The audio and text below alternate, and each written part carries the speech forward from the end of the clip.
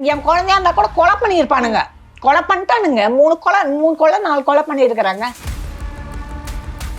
உங்களுக்கு சீல் வச்சுட்டு யார் இருந்தாலும் உள்ள மனுஷன் இருந்தால் கூட நீங்கள் சீலை வச்சுடுங்க பரவாயில்ல அப்படின்னு சொல்லிட்டு ஹைகோர்ட் ஆர்டர் வந்ததை என்கிட்ட நீங்கள் காமிக்க வேண்டியது தானே. 10 லட்சம் ரூபாய் எடுத்துன்னு போய் பேங்க்கில் கட்டுறேன். பேங்க்கில் பணம் நாங்கள் வாங்க மாட்டோம், வீடு சேல்ஸ் ஆயிடுச்சுன்றாங்க. ஆனால் பண்ணல, சேல்ஸ் பண்ணிட்டேன்றாங்க. இந்த 10 லட்சம் ரூபாய் நான் என்ன பண்ணேன்னாக்கா, நோட்டீஸ் வைக்காத முன்னே பேங்க்கில் எடுத்து போய் கட்டும் போது வாங்கலை. பேங்க்கில் போயிட்டு என்ன பண்ணியிருக்காங்க, எல்லாம் பக்காவாக எழுதுகிற போல் எழுதிட்டு அவங்க அக்கௌண்ட்டில் அதை போட்டாங்க காசை. நான் எத்தனை தடவை அந்த பேங்க்கில் போய் கதறி அழுது இருக்கிறேன். அந்த லோன் வாங்கி கொடுத்து ஒரு முதலாந்து என்னை பார்த்தா ஓடுறாரு அவர். ஒரு 2 நாளைக்கு முன்ன திரும்ப தூங்கிட்டு இருக்கிறேன். கதவை தட்டி ஒரு 30 பேர் தபான்னு போலீஸோடு என்னை வெளியே தள்ளி விட்றாங்க. போலீஸ்காரங்களுக்கு அடிக்கிறதுக்கோ என்னை இழுத்து போடுறதுக்கோ உரிமை கிடையாது. நானா வரணும் வெளியே. அடிச்சாங்களா? ஆமா, சுடு தண்ணி ஊற்றனா நான் சிரிச்சிட்டு இருப்பேன். நாங்கள் என் உடம்புல கத்த தான் செய்ய முடியும் என்னால். நான் அது போல் கத்துறேன். நீங்கள் தரன்னு இழுத்துன்னு வெளியே போட்டுருக்கீங்க. போலீஸ்காரங்க அந்த லேடி என்னை இழுத்துன்னு வெளியே போட்டுது. ஏன்னா எனக்கு யாரும் இல்லை. நான் இவங்க வாங்க அவங்க வாங்க நான் கூப்பிட்றதுக்கு நான் யாரையும் சொந்த பந்தையும் நான் நாடியும் போகிறது கிடையாது. ஏன்னா எனக்கு சேர்க்க மாட்டாங்க. ஃபஸ்ட்டு என் மாமியார் வீட்லேயே சேர்க்கலை. நம்மனே என் சொந்தக்காரங்க ஏன் அக்கா தங்கச்சிங்க என்னை எப்படி சேர்ப்பாங்க, ஜாதி விட்டு ஜாதி போகணுன்னு சொல்லிட்டு. இவ்வளோ கலாட்டா நடந்தது. இல்லை தெரிஞ்சிருந்த யாருன்னா வந்தாங்களா என் வீட்டுக்கு? யாருமே வரலையே. எனக்கு வீடு கிடைக்கணும்னா ஒருத்தரை தாங்க நான் பார்க்கணும். அவங்கள பார்த்தா எனக்கு வீடு கிடைக்கும். எனக்கு அந்த நம்பிக்கை இருக்குது. யார்? சிஎம்ஐ தான்.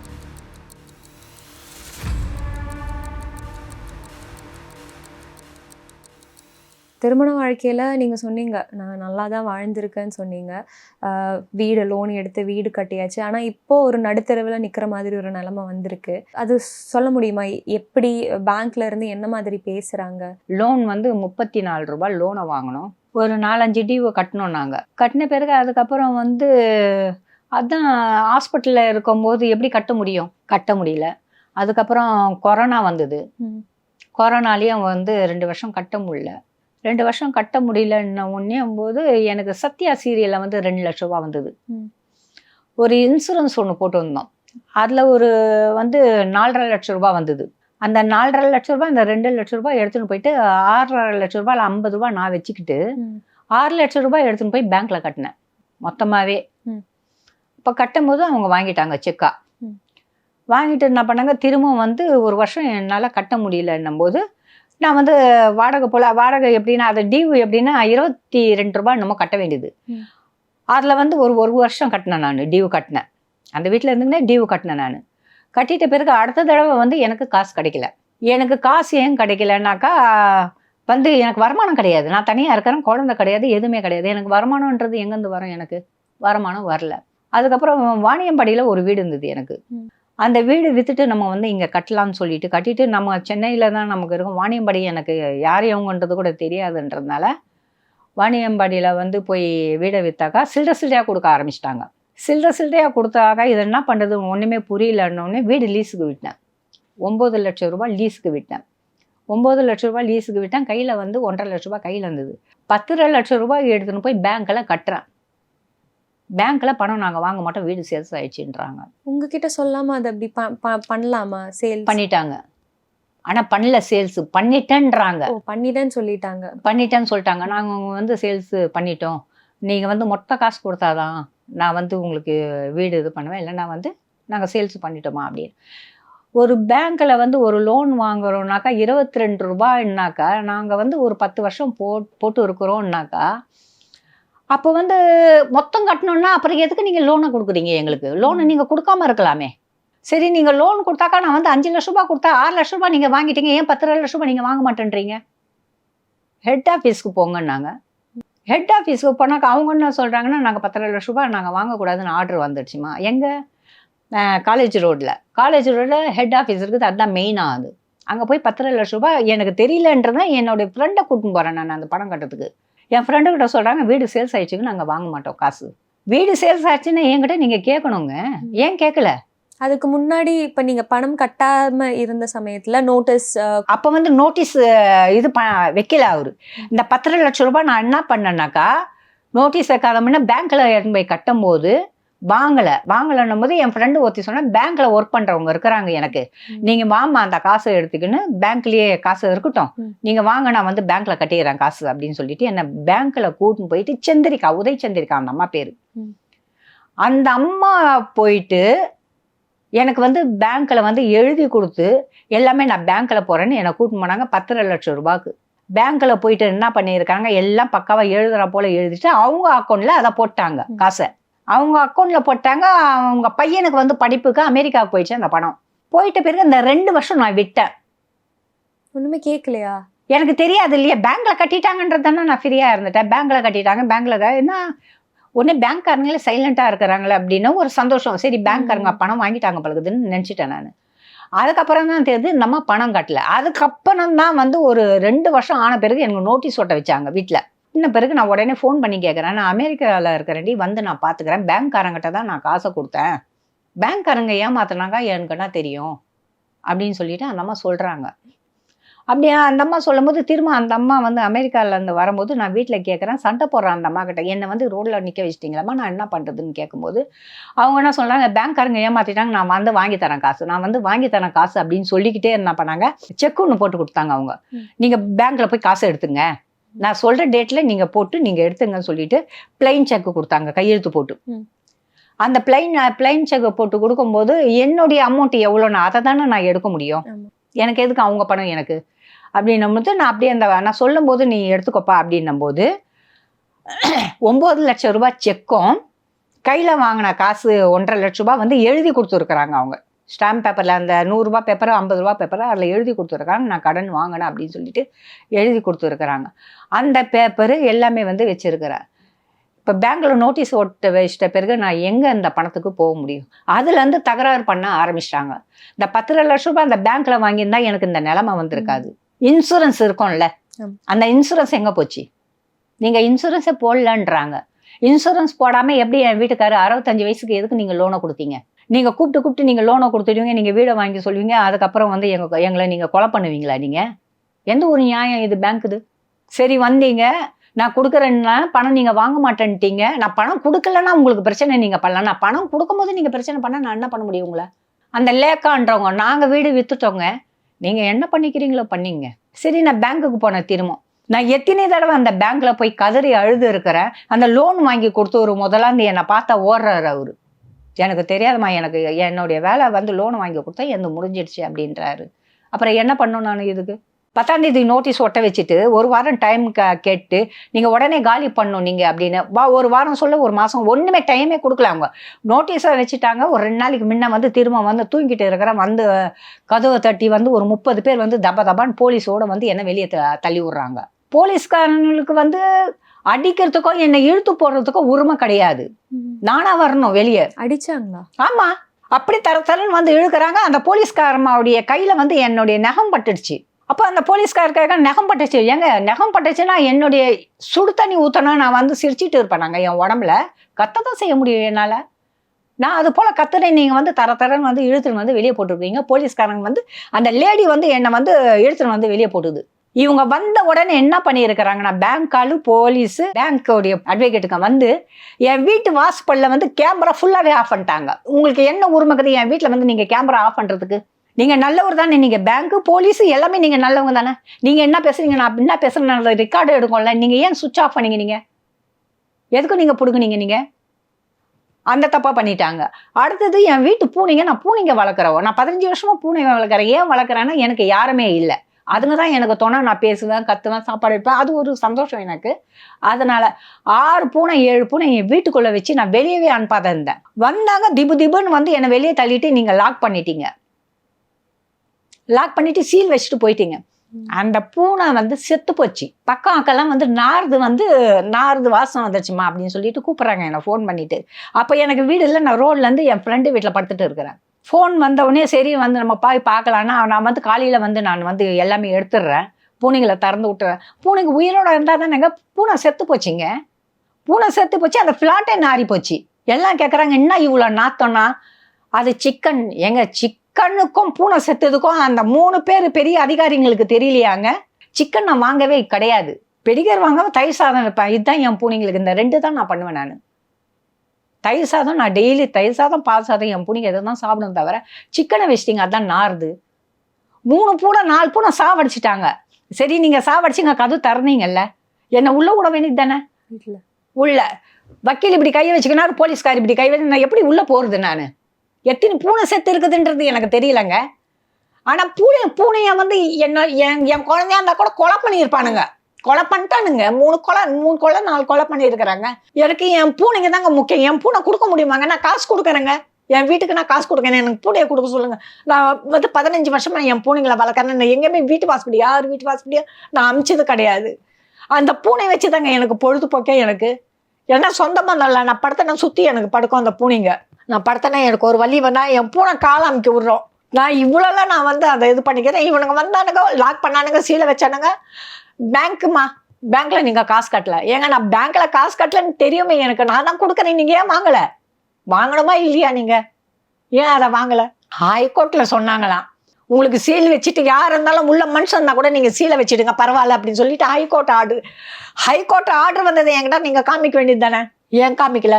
என் பொருள் என்ன கேட்காம நீங்கள் எப்படி நீங்கள் தூக்கின்னு போனீங்க? நீங்கள் சொல்லாம கொள்ளாம அப்போ நீங்கள் திருடனுங்க தானே நீங்கள். சரி, என் பொருளை தூக்கின்னு போனீங்க. 3 பேர், போலீஸு, வக்கீலு, பேங்க்கார், இந்த 3 பேர் நம்பரில் பேங்க்கார நம்பர் தான் இருக்குது தவிர இவங்களால நான் நம்பரை கேட்குறோம், என் நம்பரெல்லாம் கொடுக்க முடியாதுன்றாங்க. அப்போ அடியில் தடியிலோட தானே 30 பேர் நீங்கள் வந்தீங்க. ஏங்க ஒரு வயசான பொம்பளை, எனக்குன்னு யாரும் இல்லை நீங்கள் சண்டை போடும்போது கூட எனக்கு யாருமே நிற்கல, நான் மட்டும் தானே கத்துறேன். நான் அந்த கத்தி நான் வந்து கத்துறேன். பக்கத்து வீட்டுக்காரங்க ஃபோட்டோ எடுத்தா அந்த அம்மாவை கத்துறான் அந்த வக்கீல். நீங்கள் யாருமா அந்த வீட்டுக்கு? நீங்கள் எதுக்கு நீங்கள் வந்து ஃபோட்டோவை எடுக்கிறீங்க? எடுக்காதீங்கம்மா போங்கம்மா. அந்த அம்மாவை தள்ளி விட்றான். அப்போ நான் கத்துறது மட்டும் நீங்கள் எடுக்கிறீங்களே, நீங்கள் பண்ண தப்பு நீங்கள் எடுக்கலாம்ல, ஏன் எடுக்க மாட்டேன்னீங்க? என் கேமராவை நீங்கள் ஏன் ப்ளக்கை எடுத்து விட்டீங்க, ஆஃப் பண்ணீங்க? என் வீட்டில் வந்து உங்களுக்கு வந்து நீங்கள் பேங்க்கில் காசை கொடுத்தீங்க, வீட்டுக்கு தான் அதிகாரம் இருக்குது தவிர என் வீட்டில் இருக்க பொருளுக்கு உங்களுக்கு அதிகாரம் கிடையாது. அந்த பொருளை நீங்கள் எப்படி எடுத்தீங்க? நான் வந்து ஊராமுட்டு பொருளுங்களாம் அதில் வச்சுருக்கிறேன். நீங்கள் வந்தீங்க தபான்னு திருடம் போல் வந்து சொல்லாம எல்லா பொருளை தூக்கின்னு போயிட்டீங்க. இப்போ எனக்கு அதில் நஷ்டம் ஆச்சுன்னா அந்த பொருள் எல்லாமே நான் கேட்டு வாங்குவேன். நான் எங்கே போனாலும் போவேங்க. என் பொருளுக்கோசம் என் பூனைக்கோசம் நான் உயிரை கூட விடுவேன். நான் வந்து எதுக்குமே நான் பால் மாற மாட்டேன். ஏன்னா எனக்கு வந்து யாரும் இல்லை. நான் வந்து இவங்க வாங்க அவங்க வாங்க நான் கூப்பிட்றதுக்கு. நான் யாரையும் சொந்த பந்தயம் நான் நாடியும் போகிறது கிடையாது. ஏன்னா எனக்கு சேர்க்க மாட்டாங்க. ஃபஸ்ட்டு என் மாமியார் வீட்லேயே சேர்க்கலை. நம்மனே என் சொந்தக்காரங்க ஏன் அக்கா தங்கச்சிங்க என்னை எப்படி சேர்ப்பாங்க? ஜாதி விட்டு ஜாதி போகணுன்னு சொல்லிட்டு இவ்வளோ கலாட்டா நடந்தது. இல்லை தெரிஞ்சிருந்த யாருன்னா வந்தாங்களா என் வீட்டுக்கு? யாருமே வரலையே. ஏன் இவ்வளோ நியூஸ் நீங்கள் பார்க்குறீங்களே, ஏன் நாத்தனார் மாமியார் வீட்டில் யாருன்னா வரணும்னா ஏன் வரலையே? ஏன்னா நான் வந்து பேசுது அவங்களுக்கு பிடிக்காது. கரெக்டாக பேசுகிறேன்ல, அதனால பிடிக்காது அவங்களுக்கு. என்ன சாப்பிட்றேன், என்ன பண்ணுறேன், ஒன்றுமே தெரியாது அவங்களுக்கு. இப்போ இனிமே என்ன பண்ணுறதா இருக்கு? இப்போ வந்து நான் என்ன பண்ணோன்னு தெரியல. என் ஃப்ரெண்டு வீட்டில் தங்கியிருக்கிறேம்மா. நான் ஏன்னா எனக்கு ப்ளவுஸ் இல்லை. இந்த ஒரு 5 நாள் 2ஆம் தேதி வந்து கலாட்டை பண்ணேன். இன்றைக்கி தான் வந்து அந்த என் ஃப்ரெண்டு புடவை கொடுத்து அந்த புடவை கட்டிக்கின்னு அந்த பழைய ப்ளவுஸை போட்டு நான் இங்கே வந்திருக்கிறேன். சினிமாவில் இவ்வளோ வருஷம் இருந்திருக்கிறதுனால கண்டிப்பாக கான்டாக்ட்ஸ் இருந்திருக்கும். யாரும் எதுவுமே கேட்டும் வரல அந்த மாதிரி. சினிமா அது வந்து யாருமே வந்து நம்ம கேட்குற இது இல்லைங்க. அவங்களுக்கு தெரியாதா? நம்ம போய் கேட்கணுமா? நம்ம கேட்டாலும் அவங்க கொடுக்க போகிறது கிடையாது. வேற யாராச்சும் இப்போ ஃப்ரெண்டுன்னு சொன்னீங்க, அவங்க மூலமாக எப்படி என்ன மாதிரி யார்கிட்ட போகலான்னு முடிவில் இருக்கீங்க? எனக்கு வந்து வீடு கிடைக்கணும்னா ஒருத்தரை தாங்க நான் பார்க்கணும். அவங்கள பார்த்தா எனக்கு வீடு கிடைக்கும், எனக்கு அந்த நம்பிக்கை இருக்குது. யாரை? சிஎம்மை தான். ஏன்னா சிஎம் காதில் பட்டு அவங்க என்ன சொன்னாங்கன்னா ஃபோன் பண்ணி இருந்திருக்கிறாங்க எனக்கு. அன்றைக்கி அந்த கெலாட்டால் ஃபோன் பண்ணி இருந்திருக்கிறாங்க. அந்த நேரம் வந்து எனக்கு சார்ஜர் கிடையாது, ஃபோன் சுவிட்ச் ஆஃப் ஆகிடுச்சு. நான் ஃபோனும் எடுக்கலை. பூச்சி முருகன் சார் ஃபோன் பண்ணியிருக்கிறார், நான் எடுக்கலை. நான் திருப்பி ஃபோன் பண்ண அவர் எடுக்கலை. இதுதான் விஷயம் நடந்தது. ஆனால் அவர் சிஎம் சொல்லியிருக்கிறாராம், இவ்வளோ நடந்தது நீங்கள் ஏன் என் காது வரைக்கும் வரலையே அப்படின்னு சொல்லியிருக்கிறாரு. அவர் எனக்கு படலை, நீங்கள் என்னன்றது அந்த மாதிரி பாருங்கன்னு சொல்லிட்டு பூச்சி முருகன் சார்கிட்ட சொல்லியிருக்கிறாரு. அது வந்து வெளியே சொல்லி தான் எனக்கு தெரியும், ஆனால் எனக்கு தெரியாது. வெளியே சொல்லும் போது தான் என் காதில் பட்டது தவிர அந்த மாதிரி ஹெல்ப் பண்ணுங்கன்னு சொல்லிட்டு நம்ம சிஎம் சொல்லியிருக்கிறாரு. எனக்கு இவ்வளோ நடந்தது எனக்கு தெரியல அப்படின்னு சொல்லிட்டு இருக்கலாம். ஏன்னா அவர் வந்து ஒரு சிஎம்ன்றது இதே பார்த்துட்டு இருக்க முடியாது இல்லையா? அவருக்கு 1008 வேலை இருக்கும், 1008 இருக்கும். சாப்பிட்றதுக்கு டைம் இருக்குதோ இல்லையோ அவங்களுக்கு, அதுவே டைம் இருக்காது. என்னுடைய பிரச்சனை எப்படி பார்க்க முடியும்? எப்போனா சாப்பிடும்போது அப்படியே கேப் கிடைக்கிற நேரத்தில் பார்த்துருக்கலாம், அப்போ அந்த வார்த்தை சொல்லியிருக்கலாம். பணம் திருப்பி கட்டுறேன்னுலாம் சொல்றீங்க. இனிமே உங்களோட வாழ்க்கையில நீங்க என்ன வேலை பண்றதா இருக்கீங்க? லைக் உங்களுக்கு உங்களோட விஷயங்கள் பார்த்துக்கணும்ல? அம்மா எனக்கு எந்த வேலையும் தெரியாது. 61 வயசு ஆயிடுச்சு. எனக்கு யாரும் வேலை கொடுக்க மாட்டாங்க. என் வயசுக்கு யாருமே வேலை கொடுக்க மாட்டாங்க. நான் எந்த வேலை போய் செய்யுது? இது வந்து பேங்க் எப்படின்னா எல்லாம் லீவ் டைமில் போட்டு என்னை கழுத்தை அறுத்துடுது. கோர்ட் இருக்காது, எதுவுமே இருக்காது. எல்லாமே ஸ்கூல் லீவ்லெல்லாம் வந்து எல்லாமே பண்ணிட்டாங்க அவங்க. கேட்டாக்கா 4 வருஷமாக நாங்கள் உங்களுக்கு நோட்டீஸ் ஒட்ட வச்சிட்டோம். 4 வருஷமாக எங்கே ஒட்ட வச்சிங்க சொல்லுங்கள் பார்க்கலாம். சரி 4 வருஷமாக நீங்கள் நோட்டீஸ் வச்சிங்கன்னா திரும்ப ஒரு கோர்ட்டில் போட்டு நான் ஆர்டர் வாங்கினேன். அப்போ 3 லட்ச ரூபா நீங்கள் ஏன் வாங்குனீங்க? கோர்ட் ஆர்டர் ஏன் வாங்குனீங்கல்ல? இதை பத்தி தெரிஞ்ச ஏதாச்சும் அட்வொகேட் கிட்ட போகலாம்ல? நான் வக்கீல் கிட்ட போய் அந்த மாதிரி லீகலா? அம்மா நான் அட்வொகேட் கிட்ட போகணுன்னாலும் எனக்குன்னு ஒரு காசு வேணும் இல்லைம்மா. எனக்கு யார் ஃப்ரீயாக பண்ணி கொடுப்பாங்க நீங்கள் சொல்லுங்கள் பார்க்கலாம். எனக்கு யாராவது ஃப்ரீயாக பண்ணி கொடுக்குறேன்னு எனக்கு இந்த வீடு வாங்கி தரேன்னு சொல்லுங்கள். எனக்கு நான் இன்னொரு வீடு இருக்குது, அதை விற்றா நான் வந்து காசு எடுத்துன்னு வந்து தரேன் அவங்களுக்கு. சிஎம்மா பார்க்கணும், அங்கே பிரச்சனை தீரும்னு சொல்றீங்க. எனக்கு தீருங்க, எனக்கு அந்த நம்பிக்கை இருக்குது. அவர்கிட்ட என்ன சொல்லணும்னு இருக்கு உங்களுக்கு? எனக்கு வந்து சிஎம் கிட்ட வந்து எனக்கு இந்த வீடு வாங்கி கொடுத்தாங்கன்னா நல்லாயிருக்கும். நான் டியூ கட்டுவேன், நான் பணம் கட்டுவேன். எனக்கு தெரியும் 20 ரூபாய் அந்த டியூ எப்படி வருதோ அப்படி நான் கட்டுவேன். இப்போ அந்த டியூ கட்டுறது இப்போ ஐடியா நான் டியூ கட்டிடுறேன்னு இருக்கு. பட் அது எப்படி? அது வந்து எனக்கு வந்து ஒருத்தர் வந்து இப்போ வேலை தரேன்னு சொல்லி இருக்கிறாங்க. நாங்கள் உங்களை சேர்த்துக்கிறோம், இவ்வளோ சம்பளம் நாங்கள் தரோம், நீங்கள் வீடு மூட்டுருந்தா மீட்டுங்க அப்படின்னும் போது நான் திரும்ப நான் டியூ கட்டுவேன். நான் டியூ கட்டாத இல்லையா, என் வீட்டுக்கு சேர்த்து கூட நான் வந்து 2 வருஷம் டியூ கட்டினேன் இல்லையா. கண்டிப்பா இப்போ இவ்வளோ ஒரு பெரிய ஒரு இஷ்யூ ஆயிருக்கிறதுனால கண்டிப்பா அது சேர வேண்டிய இடத்துல சேரும் நம்பலாம். சேர வேண்டிய இடத்துல சேர வேண்டிய இடத்துங்க ஆளுங்க வந்து எனக்கு ஹெல்ப் பண்ணணும். எனக்கு வந்து வீடு இல்லாமல் நான் இப்போ இருக்கிறேன்னா நான் எத்தனை நாள் என் ஃப்ரெண்டுங்க வீட்டில் இருக்க முடியும்? எத்தனை நாள் நான் வந்து என் ஃப்ரெண்டு வீட்டில் தூங்க முடியும்? அவங்களுக்கும் ஃபேமிலி இருக்குது. நான் வந்து அவங்க வீட்டில் தங்கறதுனால வந்து அவங்களுக்கும் பிரச்சனை இருக்கும்ல, அவங்க ஃபேமிலி. எனக்கு எத்தனை நாள் வந்து இடம் கொடுப்பாங்க? பாவன்னு பார்த்து ஒரு நாள் உள்ள, ஒரு மாதம் உள்ள, 10 நாள் உள்ள, அதுக்கப்புறம் திரும்ப நான் வீடு தேடணும் இல்லை, உங்களுக்கு வீடு கிடைக்கணும் இல்லை. எனக்கு வந்து வீடு வேணுங்க, தங்குறதுக்கு வீடு இல்லை. என் பொருளுங்க வந்து ஊராமுட்டு நகைங்கெல்லாம் வந்து போயிருக்குது அந்த பீரோவில். ஒரு பொருள் எடுத்தால் கூட என்னை நிற்க வச்சுட்டு இவ்வளோ பொருள் நாங்கள் எடுத்துன்னு போகிறோம்னு சொல்லிட்டு என்னை காட்டிட்டு தான் நீங்கள் எடுத்துகிட்டு போகணும். திருன்னு வந்தாங்க, பூனையை திறந்து விட்றேன்னு பூனை எல்லாம் செத்துக்குது. என்னன்னு கேட்டால் பூனை உயிரோட இருக்குது, ரெக்கார்டு இருக்குதுன்றாங்க பேங்க்கில். அந்த ரெக்கார்டு நீங்கள் எடுத்துன்னு வாங்க, நான் பார்க்குறேன். என் பூனை சாவலைன்னா அந்த பூனையை எடுத்துன்னு வாங்க அந்த ரெக்கார்டு. ஏன்னா அதுங்களுக்கு அந்த பூனைங்களுக்கு எங்கேயும் போகிறதுக்கு வழி தெரியாது. வீட்டில் இருக்கிற பூனை எப்படி நீங்கள் ரோட்டில் கூட தாண்ட முடியாது. அது ஃப்ளாட், அது உள்ளவே தானே இருக்கும். உங்களுக்கு பூனைன்றது உயிர் கிடையாதா? பூனை செத்துதுக்கும் சிக்கன் வாசனைக்கும் வித்தியாசம் தெரியலையா உங்களுக்கு? சொல்லுங்க பார்க்கலாம். கோர்ட்டில் அந்த ஆர்டர் கொடுத்துருக்க மாட்டாங்க. இவங்களாம் வந்து எங்கள் குண்டா வந்து ஒரு 30 பேர் வராங்க, 30 பேர் வந்து கோர்ட்டில் அனுப்புகிறாங்களா? கோர்ட்டில் வேறு வேலை இல்லை, ரவுடிங்களை அனுப்புவாங்களா ஒரு செத்த பாம்பு அடிக்கிறதுக்கு? அதுவும் நான் பெரிய சின்ன பொண்ணா, நான் 16 வயசு பொண்ணா, 20 வயசு பொண்ணா? 30 பேர் வந்தால் நான் நின்று சட்டை போடுறதுக்கு? நான் கத்துறது தானே நீங்கள் பேட்டி எடுக்கிறீங்க. ஏன் நீங்கள் பண்ண தப்பு எடுங்க. என் கேமரா தான் இன்னைக்கு எனக்கு பேசல. நீங்கள் ஏன் கேமராவை ஆஃப் பண்ணீங்க? கேமராவை ஏன் பிடுங்குனீங்க? என் வீட்டு கேமரா பிடுங்கிறதுக்கு உங்களுக்கு என்ன இருக்குது? வீடு தான் உங்களுக்கு சொந்தம்.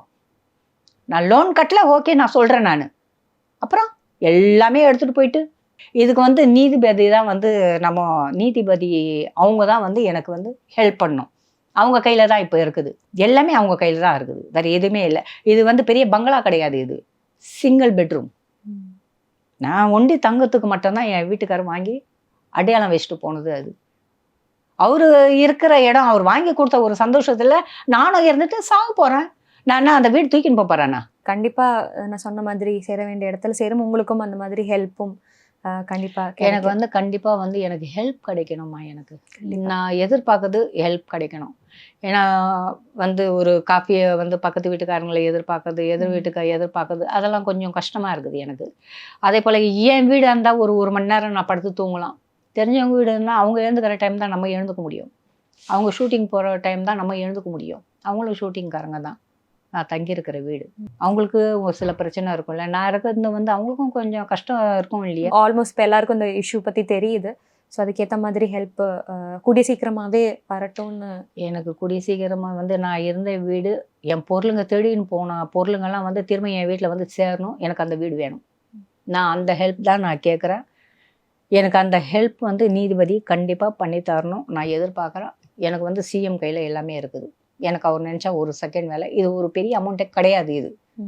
இது பெரிய அமௌண்ட் கிடையாது, பெரிய இது கிடையாது. இது கண்டிப்பா பண்ணோம். ஓகேம்மா, தேங்க்யூ.